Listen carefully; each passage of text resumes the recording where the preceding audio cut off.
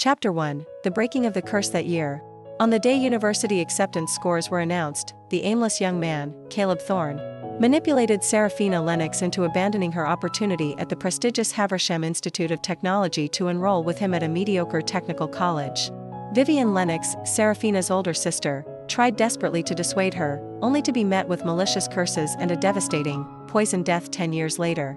Vivian died in agony, witnessing the cold smile of her sister, who blamed Vivian for her own life's hardships. Especially after Caleb won a multi-million-dollar lottery, when she opened her eyes again, taking a gasping breath.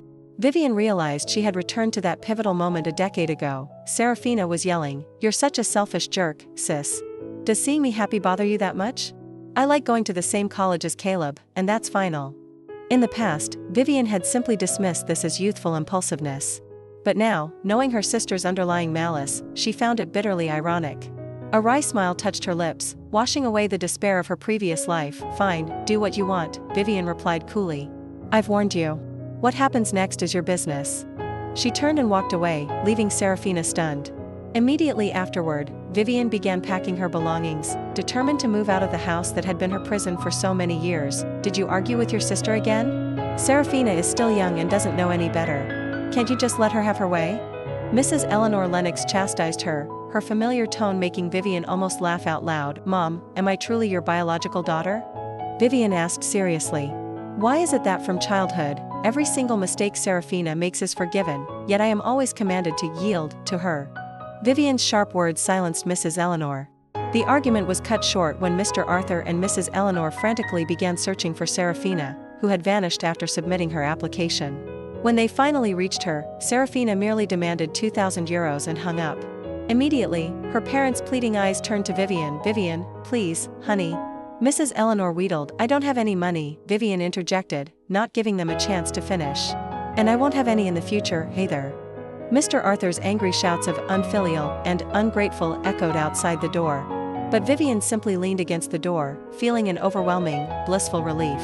For 6 or 7 years since starting work, every penny she earned had been extorted by her parents and poured into Serafina's pocket for designer clothes, while they and Vivian lived frugally.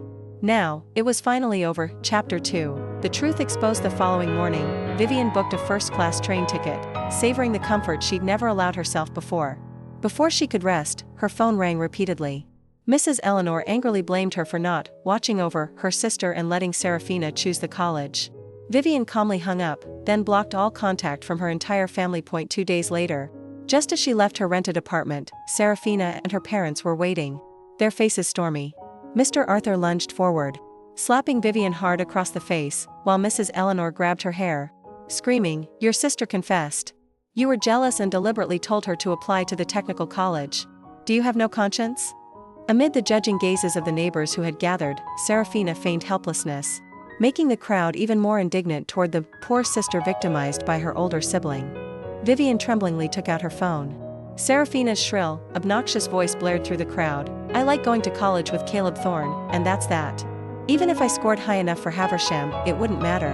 Who would ever like a selfish person like you?" The truth was exposed like a thunderclap. The crowd was stunned, and public opinion instantly shifted. What kind of sister would curse her own flesh and blood like that? Utterly shameless. Clearly obsessed with that Caleb guy, and now she's framing her sister. Mr. Arthur and Mrs. Eleanor were dumbfounded, their faces ashen with embarrassment. Their anger turned to rage, and they started hitting Serafina. However, Serafina, showing no remorse, screamed back, "I didn't ask you to raise me like this. What's wrong with wanting to be with Caleb? The money you spent raising me was all taken from Vivian's paycheck anyway. You don't deserve to be parents." Under the sympathetic gazes of the onlookers, Vivian called her boss to take a day off, then decisively led her family to the federal police station. There, she submitted the recorded evidence and sternly announced the cessation of all financial support. "Where did the money to raise me come from? It all came from my salary, didn't it? To be perfectly frank, I've been supporting myself for a long time." She stared coldly at her parents' pale faces. Chapter 3, Independence and Consequences. Vivian changed her phone number and moved to a new apartment, completely cutting ties with her family. She focused on her career, was promoted to lead technical manager, and finally, bought an apartment in her own name.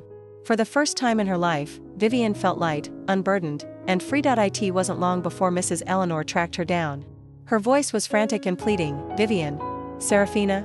She's pregnant. She won't get an abortion. You're her sister, please talk some sense into her. Vivian closed her eyes briefly. The memory of the previous life, when she had tearfully helped her sister escape, flashed through her mind. She opened her eyes, her voice resolute. I'm sorry, Mom. Her life, her choice. She's 18 now, old enough to be responsible for her decisions. Serafina and Caleb ran away. Caleb quickly disappeared after the baby was born. Despite their anger, Mrs. Eleanor and Mr. Arthur, out of pity for their grandchild, were forced to shoulder the responsibility of raising the baby while Serafina continued her irresponsible lifestyle. When her parents found Vivian at her company one last time, looking worn down by the financial strain, Mrs. Eleanor pleaded again, Vivian, please take pity on your nephew/niece and help out.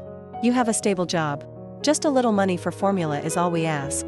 Vivian calmly pulled her arm away, a cold, ironic smile on her face. Mom, if you can't raise your grandchild, just give the baby to Child Protective Services.